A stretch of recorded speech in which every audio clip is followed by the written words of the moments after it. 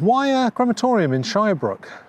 Well, we all know it's really difficult when we lose someone and we have to make the necessary arrangements. What we don't want is people to have to travel any great distance. And so we understand from looking at where crematorium near us are situated that Shirebrook would actually be the ideal location for our district. This was the perfect site for it here in Shirebrook because it was land owned by Shirebrook Town Council, and it was right next to the churchyard, so there was a dual sort of purpose that it was good for.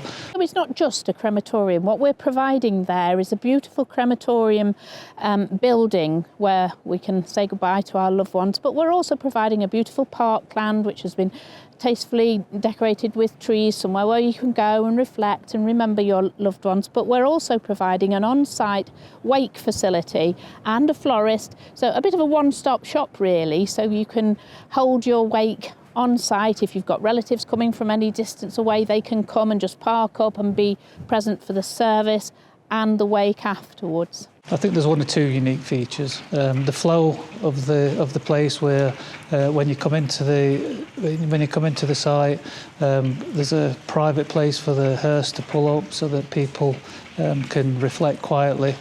There's a waiting room inside, which is a reasonable size, and then there's a flow out the back of the crematorium down into the peace gardens for people to be able to reflect and be quiet and not have to bump into any other service that might be going on in that day.